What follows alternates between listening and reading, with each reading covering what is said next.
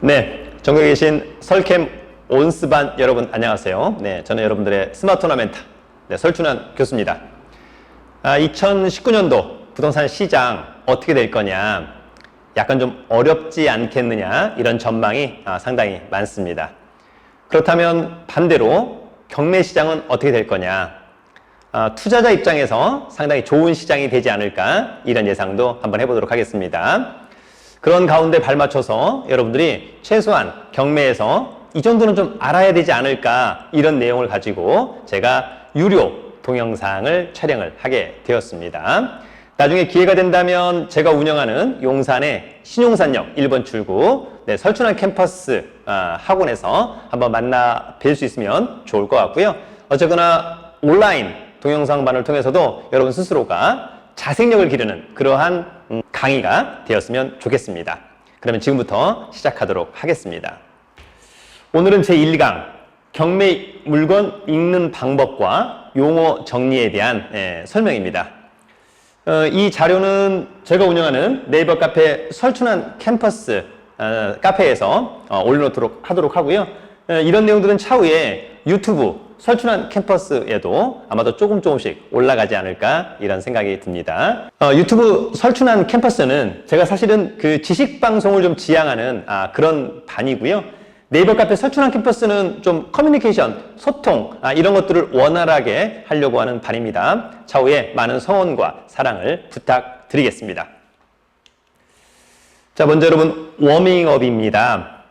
2019년도 부동산 시장 전망 어떨까, 이런 질문들을 상당히 많이 해주고 있습니다. 첫 번째는 실물 경기 조금 어렵지 않느냐, 이런 부분들이 대체적인 견해인 것 같습니다. 작년도에 우리나라 경제 성장률 정점을 찍은 것이 아니냐, 조금씩 하향 조정을 하고 있다라고 하는 부분들도 여러분들이 잘 참고해 주시면 좋을 것 같고요. 두 번째는 금리 오를 수밖에 없지 않느냐, 이렇게 좀 정리하면 어떨까. 연준이 올해 12월 달 다시 한번 기준금리를 올릴 수 있지 않을까라고 하는 부분이 있고요. 내년 2019년도 연준이 3번에 걸쳐서 기준금리를 올리겠다라고 하는 내용을 밝힌 바 있습니다. 그렇다면 발맞추어서 우리나라의 기준금리도 올라가지 않을까, 이런 생각을 한번 해보기도 합니다. 사실 여러분, 미국의 기준금리가 한국의 기준금리보다 더 높다, 과연 이런 것들이 합리적인가? 그렇지는 않죠, 여러분. 아무래도 미국의 기준금리보다는 한국의 기준금리가 더 높아야 되지 않을까, 이런 부분들이 있습니다만 아직까지는 약간 언밸런스한 그런 부분이 아닌가, 이런 생각을 해보기도 합니다. 여전히 세금과 대출에 대한 규제가 상당히 심각한 편입니다. 그러나 여러분, 중요한 것은 부동산 경기에 따라서 이러한 세금과 대출도 규제, 완화 이런 것들이 반복적으로 이루어졌었다라고 하는 점을 잘 기억하시면 좋을 것 같고요. 차후에 또 시장이 좋지 않으면 세금 완화, 대출, 규제, 완화 이렇게 될 것으로 보입니다. 늘 영원한 것은 없다, 이렇게 정리를 하시면 좋을 것 같습니다. 2019년도, 2020년도 부동산 경기, 실물 경기 좋지 않을 거다라고 하는 부분이 있습니다만, 그렇다고 해서 모든 지역에 대한 투자가 바람직하지 않다, 이렇게 이야기하는 것은 잘못됐다, 이렇게 판단을 해보고 싶습니다. 그러면 우리는 기본적으로 호재가 있는 곳, 특히 정책적인 호재가 있는 곳, 이런 곳을 선별해서 적정하게 투자를 해보는 것도 어떨까, 이런 생각이 듭니다. 먼저 여러분, 제3기 신도시 주위에 땅이나 아파트 이런 것들도 나쁘진 않지 않나, 이런 생각이 듭니다. 두 번째는 교통망이 여전히 확충되고 잘 정돈되는 그런 곳은 어떨까. 이를테면 도로망으로 치면 제2 외곽 순환도로, 신설 지하철 라인들, 그래서 이를테면 김포 도시철도 또는 월곶 판교선, 차후에 신안산선, GTX A, B, C 노선, 이런 것들에 대해서 여러분들이 좀 눈여겨보고 차후에 어떻게 좀 투자를 할 거냐, 이런 계획을 잘 짜놓는 것도 상당히 중요한 그런 포인트가 될 것이라고 봅니다. 실제 여러분, 그 경매 진행 중인 물건을 보고 경매 핵심 용어를 정리하는 겁니다. 사실은 반복적으로 나오는 물건이 있을 수도 있습니다. 그러나 이것은 어디까지나 저희가 어떤 공부에 대한, 학습에 대한 시스템을 이해하는 것이니까 그런 부분을 좀 중점적으로 잘 봐주시면 좋을 것 같고요. 저도 강의를 할 때 실제로 많은 학생들이 궁금해하면서 많은 것들이 꼭 알아야 되는 그런 내용을 위주로 조금 더 악센트를 주도록 하겠습니다. 먼저 여러분 서울 노원구에 나와 있는 경매 매물입니다. 이거는 여러분 그 유료 경매 정보 사이트 테인 사이트에서 제가 이제 캡처를 해온 거고요. 혹시 여러분들이 유료 경매 정보 사이트를 본다면 뭐 테인이나 이런 사이트를 좀 봐주시면 좋을 것 같고, 처음에는 좀 유료 사이트 부담스럽다 그러면 무료로 대법원 경매 정보 사이트를 좀 여러분들이 많이 봐주시면 좋을 것 같습니다. 가장 공신력 있는 사이트 이런 것들입니다.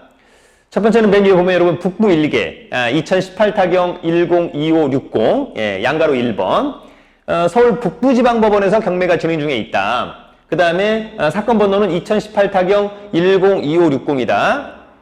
양가로 1번은 물건 번호를 이야기하는 겁니다.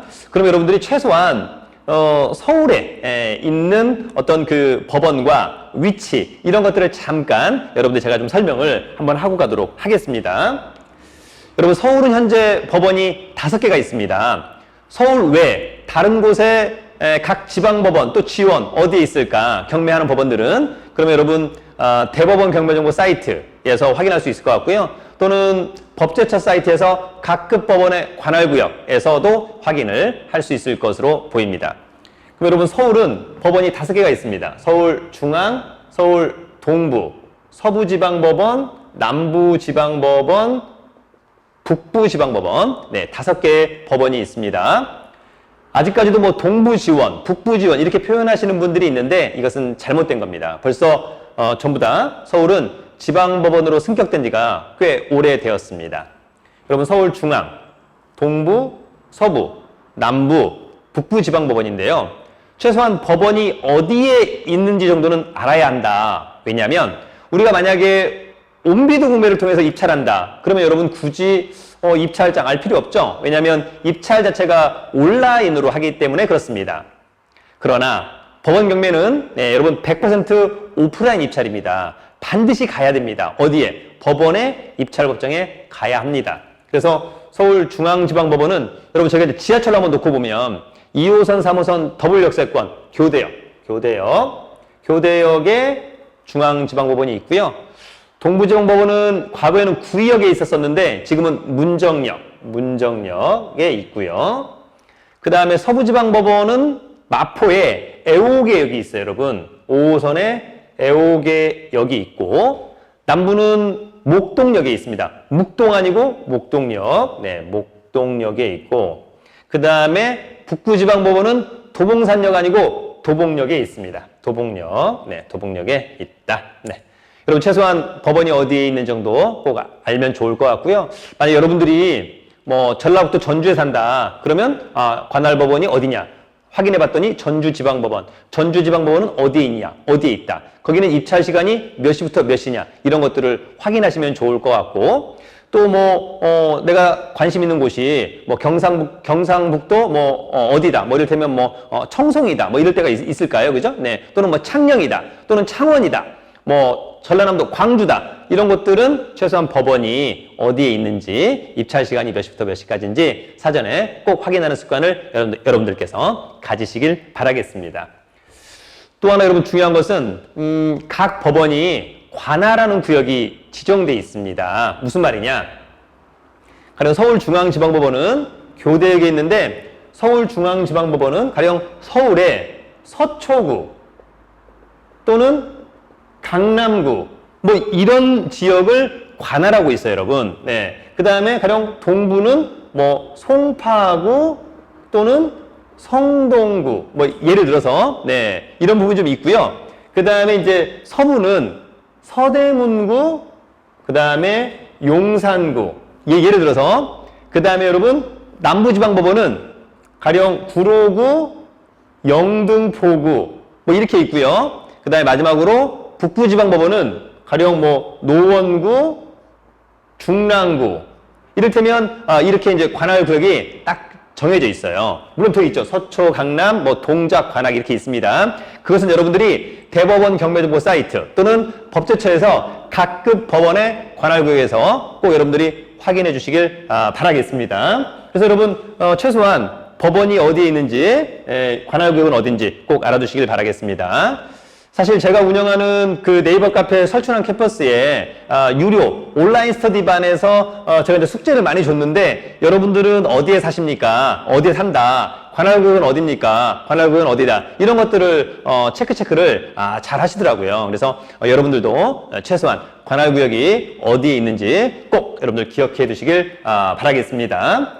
그럼 여러분 이거 지금 북부 1개잖아요. 그러면 서울 북부지방법원에서 경매를 하고 있다. 그 중에 경매 1개에서 담당하고 있다. 경매 2개, 3개도 있는데 1개에서 담당하고 있다. 이렇게 정리하시면 좋을 것 같고 여러분 그 2018 빼기를 우리가 타경이라고 읽어요. 저거 예를 들어서 2018 타경 10 25 60 요게 여러분 경매 사건 번호. 경매 사건 번호는 언제 필요하냐? 나중에 입찰표 쓸 때 사건 번호 꼭 써야만 합니다. 사건 번호 잘못 쓰면 입찰은 무효다. 아시겠죠? 옆에 여러분 양가로 1번은 물건 번호 1번이라는 이야기인데 대부분의 사건은 물건 번호가 1번밖에 없어요. 그래서 사건 번호만 쓰고 물건 번호는 안 써도 된다 이렇게 표현을 합니다만 사실 입찰하는 사람 입장에서는 사건 번호와 물건 번호를 꼭 쓰는 습관을 갖는다. 여러분 아시겠죠? 오늘 첫 시간이니까 약간 모를 수 있다. 예를 들어서 여러분 이런 거예요. 만약에 A가 B한테 판결을 받았어. 그래서 B는 A한테 1억을 줘라. 판사가 판결을 내렸어요. 근데 B가 돈을 안 줘. 근데 B에 이런 부동산이 있는 거야. 예를 들어서 일산에 있어요. 그러면 여러분 관할 법원은 반드시 고양 지원에서만 하는 거예요. 관할이 고양 지원인 거니까. 일산의 아파트를 혹시 부천 지원에서 할 수도 있지 않을까? 뭐 이를테면 서울 서부지방법원에서도 할 수 있지 않을까? 전혀 그렇지 않는다. 반드시 관할 법원에서만 한다. 아시겠죠, 여러분? 그렇게 꼭 기억을 해두시길 바라겠습니다. 자, 그래서 A가 B한테 판결받아서 B가 돈 안 갚으니까 A가 B 소유의 부동산, 일산의 아파트 경매 신청한 거예요. 그러면 관할법원은 의정부 지방법원의 고양 지원, 사건 번호가 이를테면 2018, 앞자리가 만약에 내가 경매를 내일 신청한다. 그러면 앞자리가 이렇게 붙어요. 왜냐면 2018년도에 경매를 신청한다. 그 다음에 경매 사건이니까 타경이라고 하는 게 붙는다는 거예요. 그 다음에 1년 번호가 뭐 154 이렇게 붙는다는 거죠. 여기까지가 사건 번호. 근데 물건이 하나 있는데 물건 번호 1번을 주긴 줘요. 근데 여러분 사건 번호 하나에 물건이 하나밖에 없기 때문에 물건 번호는 뭐 써도 되고 안 써도 되고 이런 표현을 하는 겁니다. 근데 여러분 만약에 B가 일산에 그 다음에 예를 들어서 여러분 파주에 또 아파트가 있어. 근데 여러분 일산과 파주는 관할법원이 같아요. 고양 지원으로. 그래서 만약에 일산의 아파트, 파주의 아파트. 그래서 물건을 두 개를 한 방에 경매를 집어넣을 수 있어요. 채권자가. 왜냐면 관할법원이 같으니까. 자, 이럴 때 사건 번호 외에 일산의 아파트를 낙찰받으려면 물건 번호 1번을, 파주의 아파트를 낙찰받으려면 물건 번호 2번을 반드시 기재하여야 한다. 그런 이야기를 하고 있는 겁니다, 여러분. 여기까지 이해하시겠죠? 네. 그 다음에 이제 밑에는 경매 1개의 전화번호가 있어요. 910에 어쩌고저쩌고. 혹시 이 사건 관련해서 궁금한 게 있으면 전화를 하시면 될 것 같습니다. 밑에 여러분 대표 소재지가 있습니다. 첫 시간이기 때문에 용어를 조금 더 디테일하게 정확하게 끌고 가는 부분이 있습니다. 널리 양해를 해주시고요. 서울 노원구 월계동의 924번지 초안아파트 204동에 800 몇 호가 되는 거죠. 대표 용도는 아파트 21평형. 저기는 여러분 공급 면적을 이야기하는 겁니다. 늘 얘기하지만 공급 면적과 계약 면적, 전용 면적 이렇게 있어요, 여러분. 등기부에 기재가 되는 면적은 통상 전용 면적입니다. 전용 면적은 여러분들 얘기했다시피 여러분 아파트 살아보시면 아시잖아요. 현관문 열고 들어가. 그 안에가 전부 다 전용 면적이다 라고 하는 점 아시겠죠? 그 다음에 그 전용 면적에다가 현관문 열기 전 복도, 계단, 엘리베이터 이게 이제 우리가 통상 주거 공용 면적이라고 하는 거예요. 전용 면적 더하기 주거 공용 면적 이것을 우리가 공급 면적이라고 하는 겁니다. 그래서 그것이 바로 21평형이다라고 하는 부분이고요. 사실 아파트는 계약 면적을 통상 잘 언급하지 않습니다만 저 공급 면적에다가 더하기 기타 공용 면적, 관리사무소, 지하주차장 노인정, 이런 것들 더하면 그것이 이제 기타 공유면적인데 아까 공분 면적에다가 기타 공유면적을 더하면 계약 면적 이렇게 여러분들이 이해를 하시면 좋을 것 같습니다. 감정평가액은 여러분 2억 3천만 원. 감정평가 시점은 감정기일이 2018년 5월 16일인 거니까 지금이 이를테면 한 11월 달이다. 6개월 전에 이제 감정이 된 거예요. 그때 당시 시세는 약 2억 3천만 원 정도다라고 하는 부분이 있었고요. 지금 최저 경매가는 한 번 유찰돼서 가격이 20% 저감된 1억 8,400만 원이다. 여러분 이렇게 정리를 해주시면 될 것 같습니다. 서울은 한 번 유찰될 때마다 가격이 20%씩 다운됩니다, 여러분. 그런 점. 한 번만 다시 한번 정리를 해볼까요, 여러분? 한번 여기 잠깐 봐주시면, 가령 이제 서울 같은 경우에는 감정평가액이 10억 원이었다. 그러면 최초 매각 가격이 10억 원이에요. 그러면 유찰되면 곱하기 0.8. 그래서 8억 원이 되는 거예요. 근데 또 유찰돼. 그러면 8억 원에다가 0.8을 곱하는 거예요. 그래서 6억 4천이 되는 거예요. 이해하겠죠, 여러분? 반면에 인천지방법원입니다. 인천지방법원은 여기다가 곱하기 0.7을 해요. 그래서 여러분 한번 유찰되면 7억이 돼요. 근데 또 유찰돼. 그럼 곱하기 0.7을 또 하는 거죠. 4억 9천만 원이 되는 거예요. 최근에 법원의 트렌드는 바로 이런 부분으로 가고 있다. 조금 더 빨리빨리 저감의 폭을 좀 넓혀서 가급적이면 빠른 시간 내에 경매가 끝나는 것을 좀 원하지 않느냐, 신속하게 끝내려고 하는 부분이 있지 않느냐, 이렇게 여러분들이 정리를 하시면 좋을 것 같습니다.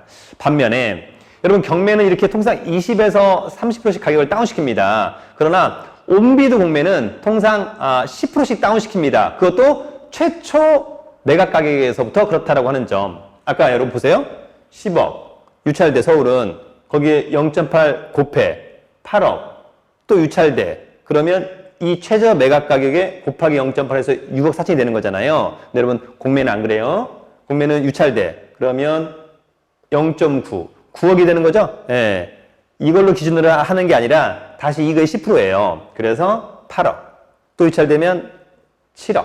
이해할 수 있겠죠? 요거 하나 정리하고 경매는 이렇게 해서 유찰돼. 그래서 여러분 다시 이 금액으로 하는 시점이 한 35일 정도 걸려요. 35일 또 35일 있다가 아시겠죠? 반면에 공매는 그렇지 않죠. 공매는 일주일 있다가 또 일주일 있다가 또 일주일 있다가 이런 패턴이라고 하는 점만 여러분들이 꼭 기억하시길 바라겠습니다. 자, 그 다음에 입찰보증금이에요. 입찰보증금은 여러분 1,840만 원. 최저 매각 가격의 10%다. 누구나 똑같아.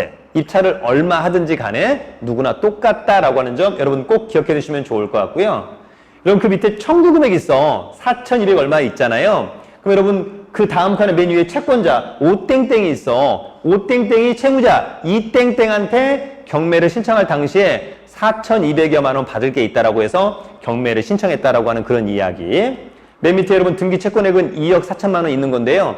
현재 이 아파트 등기부를 떼 보니까 갑구, 을구에 가압류, 뭐 이를테면 근저당권 이렇게 돈이 표시되는 그런 빚의 합계액이 2억 4,200여만 원 있다는 얘기입니다. 사실상 여러분 깡통 아파트죠? 네, 담보가치가 없다. 그렇게 여러분들 정리하시면 좋을 것 같습니다.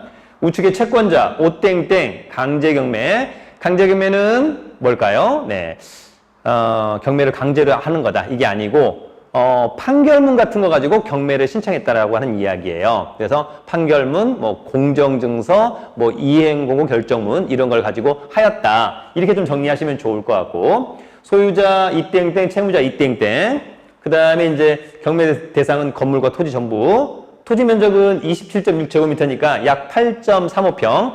대지권을 얘기하는 거죠. 내가 이 아파트 이 호수를 사. 또는 낙찰 받아. 그러면 내가 그 아파트 단지에 땅에 대한 지분이 있다는 거예요. 그게 몇 평이 있다는 거야? 8.35평이 있다는 거예요. 그 다음에 여러분 그 밑에 건물의 면적, 전용 면적을 얘기하는 거죠. 49.6제곱미터, 약 15평 있다는 겁니다. 그래서 전용 면적 15평짜리 아파트. 그럼 뭐 통상 15평이니까 뭐 거실 조금 있고, 그 다음에 이제 방 2개 정도 있지 않을까. 그것은 나중에 요 그 아파트에 감정평가서의 별지에 보면 나와 있어요, 여러분. 그런 것들을 체크하시면 됩니다. 신청일은 경매 신청한 날, 개시 결정일은 그래서 경매에서 그래 신청했으니까 경매하자라고 결정한 날, 감정기일은 감정한 날, 그 다음에 배당 종기일은 이 사건 관련해서 배당 요구를 해야만 배당을 받는 사람들, 대표적으로 임차인 있잖아요. 그런 사람들 2018년 7월 23일까지는 배당 요구를 하게 하자. 근데 지금 11월 달인데 지금에 와서 배당 요구를 하겠다. 안 되죠, 여러분. 왜냐하면 배당 요구 종기를 넘겼다. 이렇게 정리하시면 될 것 같습니다. 그 다음에 여러분 마지막으로 입찰 예정일은 2018년도 11월 26일. 예를 들어서 그렇다라고 하는 점 정리하고요. 밑에 여러분 사진 8컷은 감정평가서에 나와 있는 사진들입니다. 뭐 대충 보면 복도식 아파트구나. 현관문 보니까 좀 오래되었구나. 지상에 주차난이 좀 있을까? 이렇게 여러분들이 대충 정리해 볼 수 있을 것 같습니다. 다음 페이지인데 여러분 맨 왼쪽에 두 칸은 감정평가서를 요약한 겁니다. 이 중에 사람들이 가장 많이 보는 건 뭐냐? 첫 번째 보존등기 1997년산. 그러면 21년 된 거잖아요. 좀 오래되었다. 선호도는 좀 떨어지는 거죠. 15층 중에 8층 좋다. 로얄층. 건물 전용 15. 대지 8.36, 쏘쏘하다 이렇게 정리하면 됩니다. 진행 결과는 감정평가액 2억 3천만 원, 2018년 10월 22일 날 한번 유찰돼서 이번에 1억 8,400이라고 하는 점.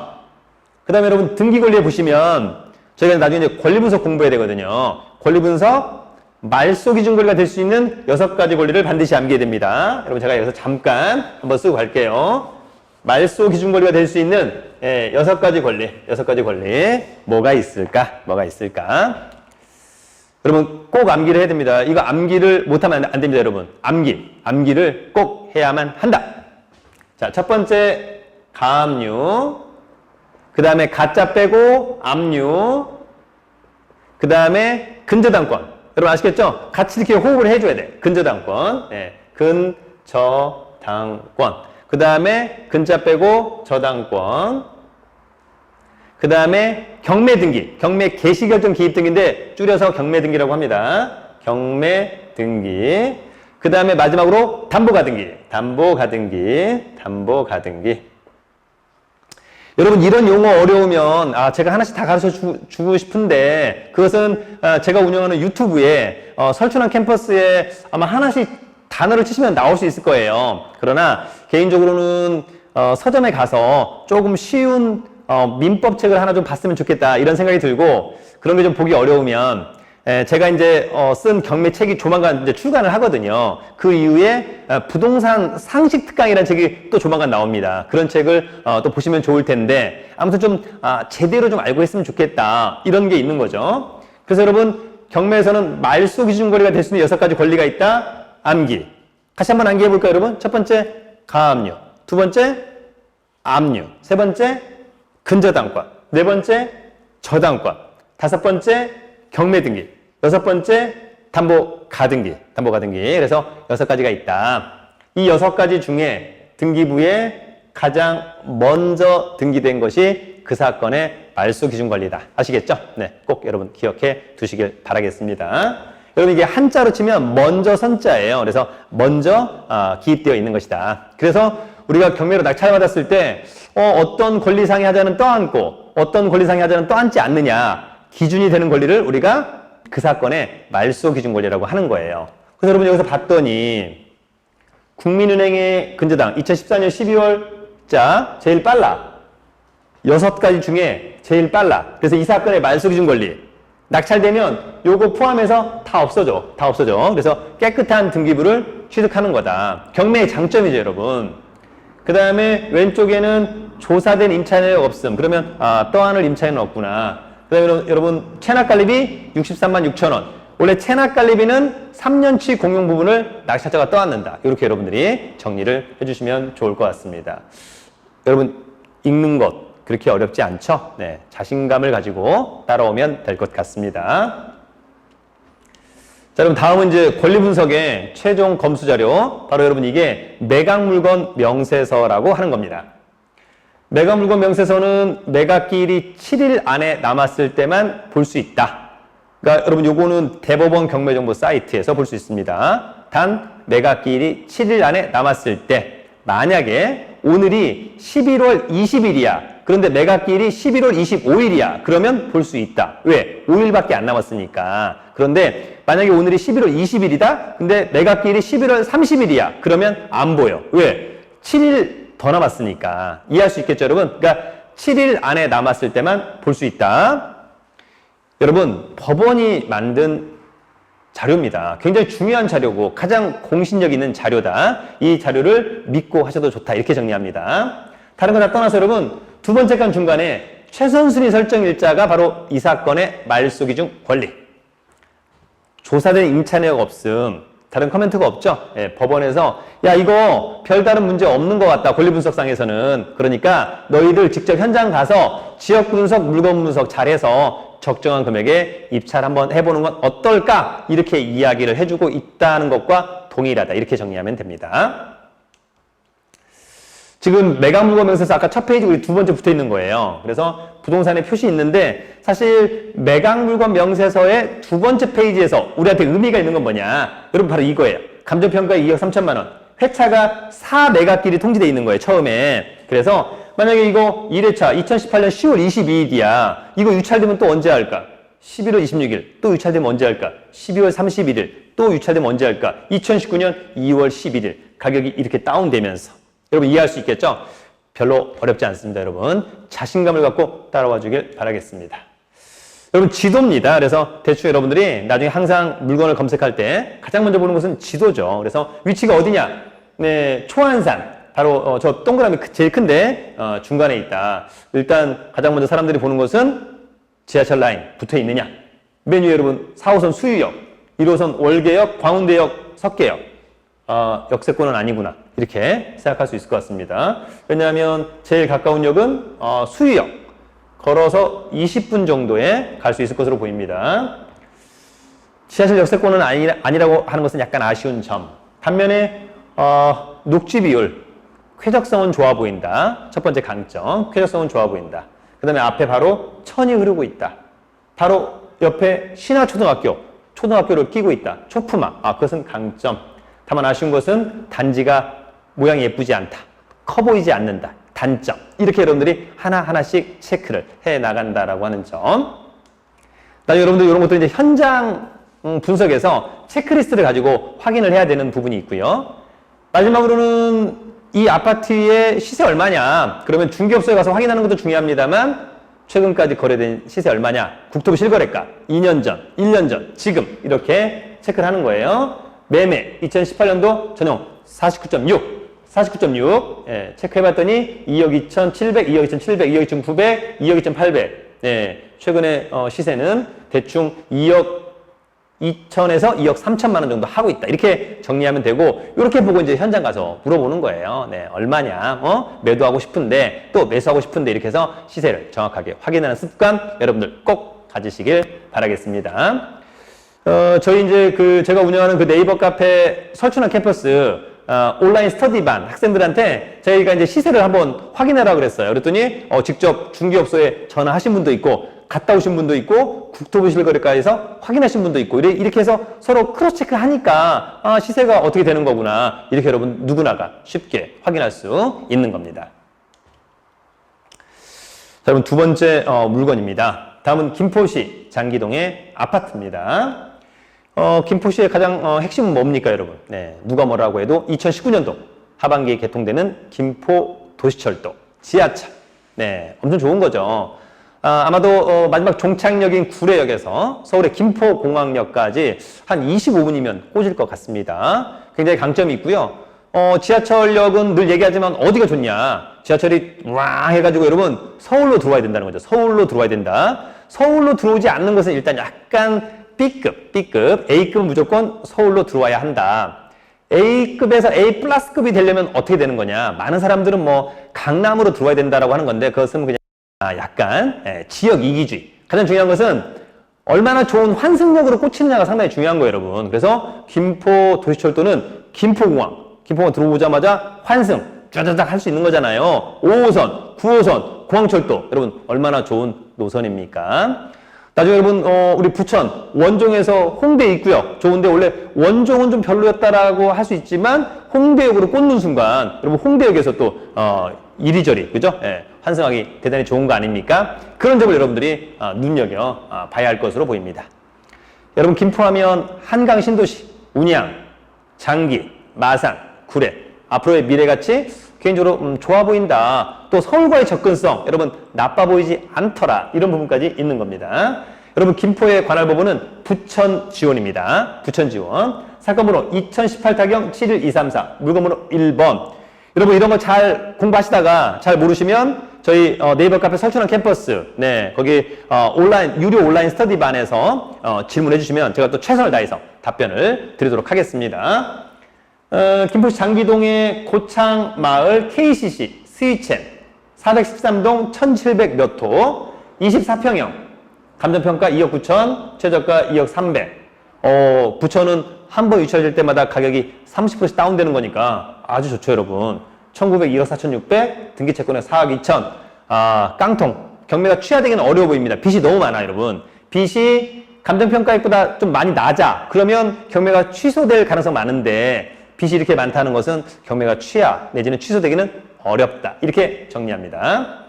나머지 큰 것은 의미 없고, 건물의 전용 면적 18, 토지 면적 13.6. 아주 좋죠, 여러분. 통상 건물의 전용 면적 대비 토지의 면적이, 즉 대주권이 반절이면 좋은 건데 반절을 훨씬 넘어가잖아요, 여러분. 그러면 가보지 않았어도 야, 아파트 단지가 좀 쾌적하고 널널할 것 같다, 이런 느낌을 갖는 거죠. 그 다음에 뭐 다 차치하고 입찰 예정일 2018년 11월 20일. 관심 있다면 부천지원. 여러분, 부천지원은 1호선 송내역에 있습니다. 그래서 사전에 입찰 시간 확인하셔가지고 신분증, 도장, 입찰 보증금 가지고 법원에 가서 입찰하시면 될 것 같습니다.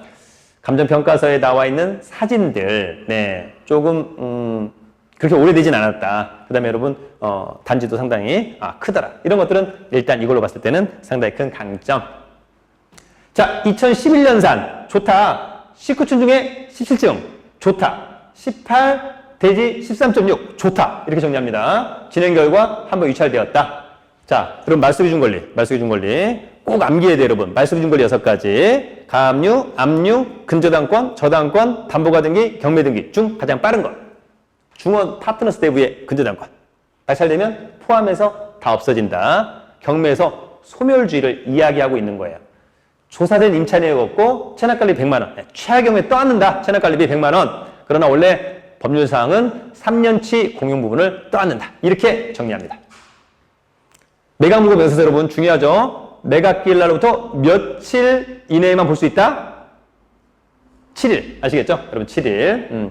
제가 이제 그 매경 부동산 자산관리사 경매 시험도 출제하고 있습니다만 사실은 의외로 사람들이 이런 것들을 정확히 잘 모르더라라고 하는 부분이고, 제가 여러분 강의를 할 때마다 우리 설춘환 교수가 조금 좀 반복적으로 많이 하고 있다. 좀 액센트를 주고 있다. 이런 것들이 실무에서 중요하구나. 이렇게 여러분들이 꼭 기억해 두시길 바라겠습니다. 사건 번호가 여러분 2개가 있어요. 저런 걸 우리가 중복경매 내지는 이중경매라고 합니다. 똑같은 용어입니다. 이중경매, 중복경매 또는 뭐 3중경매, 4중경매 이런 건 없어요, 여러분. 이중, 중복. 하나의 아파트가 있는데 A라는 사람이 판가받아서 경매를 집어넣었어. 근데 B가 또 그 부동산을 또 집어넣었어. C가 또 집어넣었어. D가 또 집어넣었어. 중복경매 내지는 이중경매 이렇게 표현한다. 아시겠죠? 그렇게 정리하시고, 최선순위 설정일자 2017년 5월 2일자 근저당권. 이 사건의 말소기준 권리. 코멘트 전혀 없죠? 예. 법원은 권리상의 문제 없으니 너희들은 현장에 가서 잘 분석해서 특별히 물건상의 문제 없으면 입찰을 해봐라. 이렇게 얘기를 해주고 있다라고 해도 과언은 아니다. 이렇게 정리합니다. 마지막으로 시세. 여러분, 북토부 실거래가 2018 매매 59.88. 네, 기존의 시세가 283, 2억 8,800, 2억 7천, 2억 7천, 2억 7천. 그러면 최근에 이 아파트는 1년 동안 거의 가격의 흐름이 없었다. 대충 시세는 약간 좀 보수로 잡는다면 한 2억 7천에서 2억 8천. 물론 2018년 8월 7일 날 7층이 2억 9,500도 있었습니다. 아직까지 3억은 찍지 않은 것 같습니다. 네, 그러나 우리는 좀 보수적으로 시세는 한 2억 7천에서 2억 8천 선이다. 이렇게 얘기하면 좀 합리적이지 않을까. 입찰하는 사람 입장에서는 그렇다라고 하는 겁니다. 마지막으로 여러분 지도 김포시. 여러분 지금 이제 잘 보려나 모르겠습니다만 어쨌거나 여러분 이 자료는 저희 유료 온라인 스터디반에다가 이 자료를 제가 전부 다 여러분 업데이트 시킬 겁니다. 업데이트 시키는데 여기 보시면 여러분 지하철 노선도가 있는 거예요. 이렇게. 예. 여기가 이제 김포공항, 서울이죠? 쭉 타고 올라가 뭐 고천, 사호, 풍무, 걸포 쭉 지나가 운양, 장기, 마산, 구례 이렇게 가는 거예요. 예. 바로 여러분 이게 뭐냐? 이게 한강 신도시. 아시겠죠? 한강 신도시. 한강 신도시에서 사람들한테 가장 사랑을 많이 받는 곳 중에 하나는 운양. 왜? 녹지 비율도 좋고 서울과의 접근성이 엄청 빨라요. 그 다음에 사랑받는 곳 장기. 김포의 모든 행정타운이 꽂혀. 마산 약간 아쉽고 구례가 또 사랑을 많이 받죠, 여러분. 왜냐면 구례가 볼륨이 상당히 큰 편이거든요. 여러분 구례역에 뭐가 들어와? 나이트클럽이 들어와요, 여러분. 나이트클럽. 네. 많은 분들이 나이트클럽 들어오면 좀 별로지 않느냐라고 하는 건데요.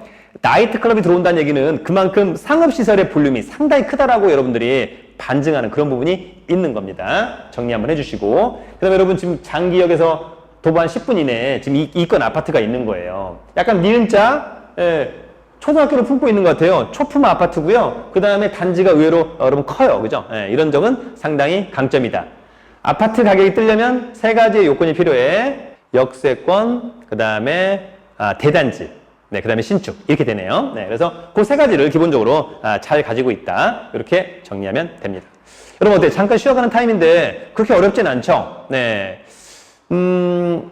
자신감, 또 자존감, 네, 자생력을 갖고 가는 반입니다. 네. 우리 설춘환 캠퍼스가 지향하는 바가 바로 그런 거죠, 여러분. 자신감, 자존감, 자생력. 거기다 플러스 듬뿍 자본금이 있어야 한다라고 하는 점이 있는 겁니다. 얼마 전에 여러분 언론에서 2019년도, 2020년도에 부동산 경매 매물이 상당히 많이 증가할 것으로 보입니다. 부동산 투자의 한 수단으로서 여러분 경매 결코 나쁘지 않은 거죠. 네, 법이 인정하는 부분이고 조금 더 배려하면서 좋은 어떤 투자의 수단으로 잘 활용하는 것은 좋겠다. 또 하나, 여러분 경매를 잘 한다라고 하는 것은 나머지 투자는 거의 껌이다 이렇게 이해하시면 됩니다. 경매를 잘 아시는 분은 일반 매매 너무 쉬워, 뭐 전세 너무 쉬워, 뭐 분양 뭐 이런 것들 전체로 쉽다는 거죠. 왜냐하면 경매를 알기 위해서는 다 알아야 돼요. 법, 세금, 토지, 공법 뭐 다 알아야 돼요. 그래서 여러분들이 경매 공부를 조금 잘 해둔다라고 하는 점. 네, 그런 가운데 좋은 멘토를 만나야 한다. 네, 그 좋은 멘토 중에 멘토. 네, 설춘환 교수가 여러분들을 함께 리딩하고 있는 겁니다. 이런 얘기하면 또 약간 별로다 이렇게 생각할 수 있는데 여러분 요즘은 자기 PR 시대입니다. 그냥 자신감 있게 가는 거죠. 다만 아무나 강의를 해서는 안 된다 이런 부분이 있는 거죠. 제대로 알고 강의를 해야 된다 이런 부분이 있습니다. 아마도 제가 2019년도에 1월 달에 뭐 경매 소액 실전만도 하지만 또 10기 강사반을 또 모집할 예정입니다. 그래서 여러분들도 혹시 저처럼 강의에 대한 열망이 있다 그러면 저희 설춘환 캠퍼스에서 운영하는 경매 강사반에도 꼭 한번 도전해 보길 바라겠습니다. 좋은 것은 강사반은 여러분 명태가 없다는 거죠. 네, 은퇴가 없다. 네, 평생 본인 학위에 따라서 잘할 수 있다. 뭐 이렇게 정리를 해보면 좋을 것 같습니다. 다음은 여러분 인천 남동구입니다. 남동구 9월동에 롯데 캐슬 아파트.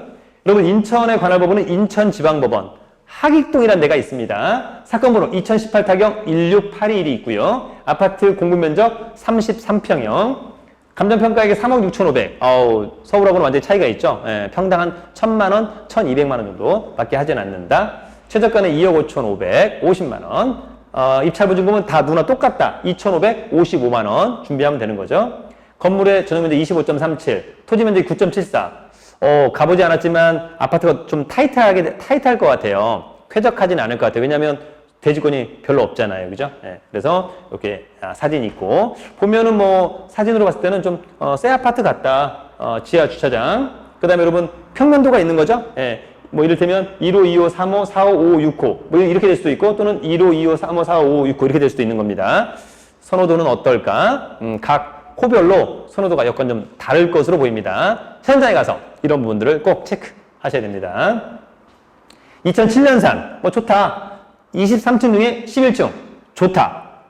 전용 25.37 좋다. 대지권 9.74 약간 별로다. 이렇게 정리합니다. 그 다음에 여러분 그 대지에 보면 분모가 있어요. 11만 6,441.3제곱미터. 그럼 대충 한 3만 5천 평. 그러면 이제 아파트의 볼륨이 나오는 거죠. 그럼 대충 1000평에서 1200평이 아파트 동 하나씩 나오는 거니까 35,000평이니까 약 한 30동. 예, 그러면 상당히 대단지다. 이렇게 정리하면 됩니다. 한번 유찰되었다. 말소기준권리 이 사건 낙찰되면 싹 없어진다. 특별히 문제 없다. 특별히 문제 없다. 이렇게 정리합니다. 중요한 건 매각 물건 명세서.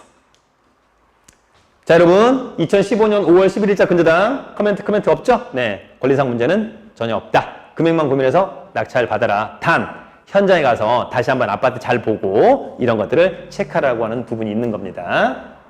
위치는 인천에 여러분 인천 1호선과 인천 2호선의 W세권이 인천시청역이 상당히 좋죠. 그 다음역이 모래내 시장역. 이 아파트는 어때요 여러분? 도보 1분 거리, 초등학교 바로 품고 있습니다. 대단지, 모양도 이쁘죠? 네, 그런 점에서는 강점. 다 좋은데 아까 얘기한 것처럼 대지권이 조금 적다는 것은 약간 아쉽다. 이렇게 정리합니다. 마지막으로 시세 어땠냐? 시세 2018년도 같은 평수가 다양하죠 여러분? 네, 3억 6천부터 3억 4천, 3억 2천, 3억 5천. 네. 오히려 가격이 좀 떨어진 건가요? 네, 약간 쏘쏘. 네, 그래서 시세는 대충 한 3억 한 3천에서 3억 한 5천 선 이렇게 정리를 한번 해주면 좋을 것 같습니다. 중개업소에 가서 다시 한번 확인하시고 중개업소는 한 군데만 가시면 안 되고 못해도 3-4군데를 꼭 가본다 이렇게 정리합니다. 마지막 물건 여러분 청라입니다. 청라. 네. 청라의 미래 가치는 상당히 좋다라고 하는 점이고요. 저희가 이제 다음 주 목요일 날 저희 네이버 카페 설춘환 캠퍼스 1년 투자 클럽반이 이제 임장을 가는데 청라와 가정, 즉 루원시티를 가게 됩니다. 어떤 호재들이 있는 지역이냐? 일단 여러분 교통적으로도 상당히 좋죠. 왜냐하면 나중에 7호선의 연장선이 청라로 꽂힌다라고 하는 거죠. 지금 부평구청역 지나서 성남, 지나서 청라까지 꽂는다라고 하는 점이 있습니다. 여러분 보시다시피 청라. 상당히 좋고 루원시티. 네, 둘 다 좋은 것 같습니다. 특히 이제 지금은 지하철 역세권으로만 놓고 본다면 청라는 약간 아쉽죠. 왜냐하면 공항철도 청라 국제도시역이 있어요. 근데 걸어서는 뭐 30분 이상 걸려요, 여러분. 그래서 버스를 타야 되는데 루원시티는 즉 가정역이 있어요. 그래서 바로 갔다가 청라도 이렇게 좀 걸어갈 수도 있을 것으로 보입니다. 제가 예전에 한번 갔다 왔는데 뭐 여러 번 갔다 왔습니다만 이렇게 해도 뭐 충분히 가능하다라고 하는 점이 있고 가정역에 내려서 걸어서 지금 여기가 이제 커넬웨이 중앙호수공원 바로 이제 이 라인이 7호선 라인인데 시간이 조금 오래 걸린다라고 하는 점만 정리합니다. 자, 여러분 다시 한번 위에 보면 연희동 청라지구 17단지 웰카운티입니다. 전용 25, 토지 면적 20 좋죠 여러분. 아파트 단지가 상당히 쾌적할 것으로 보입니다. 38,200인데 한 번 떨어져서 2억 6,700. 청라의 미래가치 상당히 좋다라고 하는 측면에서 본다면 이 가격은 뭐 그다지 나쁘지는 않지 않나 이런 생각이 듭니다. 2010년산 좋다. 20층 중에 16층 좋다. 25.63평 좋다. 대지권 20평 좋다. 분모 46.545.5제곱미터 약 15,000평. 그러면 동이 한 12개에서 한 15개 정도 나올 것 같다. 좋다. 말소기준 권리 다 없어진다. 좋다. 문제없다. 좋다. 네, 특별히 문제없어요. 그리고 감정평가액 3억 8,200인데 한 번 유찰돼서 2억 6,700. 여러분 어때요? 상당히 매력적이죠. 정말 최저가에 먹으면 1억 원 싸게 사는 거잖아요. 네. 1억 원 싸게 사는 것이 불가능할 것 같다. 그렇지 않죠, 여러분? 예전에 부천 지원, 또 어느 곳에서는 가령 3억짜리가 한 번 유찰돼서 2억 1,000. 누가 들어오겠지? 유찰된 적이 있어요. 그리고 나중에 2억 8,800에 낙찰된 적이 있죠. 2억 1,000에 들어갔으면 혼자 일테면 먹을 수 있었던 건데 그렇게 한번 정리를 합니다. 자, 여러분 매각물건에서 최선수리 설정 일자 문제 없죠. 이 사건 특별히 문제 없다. 이 사건은 좀 지나간 사건입니다만 한번 공부 삼아서 한번 해보는 거예요, 여러분. 청라는 스타필드 청라가 들어오기 때문에 또 상당히 매력적이다. 2017년도에 시세가 어땠느냐? 36, 35, 36, 37. 그럼 대충 뭐 한 3억 6천에서 3억 7천 정도 봐주면 어떨까? 이런 부분이 있었던 겁니다. 자, 여러분, 여기까지가, 저희가 경매 물건을 보고, 그 다음에 이제, 경매 물건에 대한 어떤, 뭐, 권리 분석 겸 읽는 방법, 용어 정리, 이런 것들을 한번 쭉 해본 겁니다. 결코 어렵지 않을 것이라고 보고요. 예, 어렵다면 반복 학습, 반복 동영상 청취, 시청 이런 걸 통해서 꼭 여러분의 것으로 만들어야 한다. 이렇게 정리를 해주시면 좋을 것 같습니다. 이거와 관련해서는 제가 또 다른 숙제를 저희 네이버 카페 설춘환 캠퍼스 온라인 스터디반에서 올려놓도록 하겠습니다.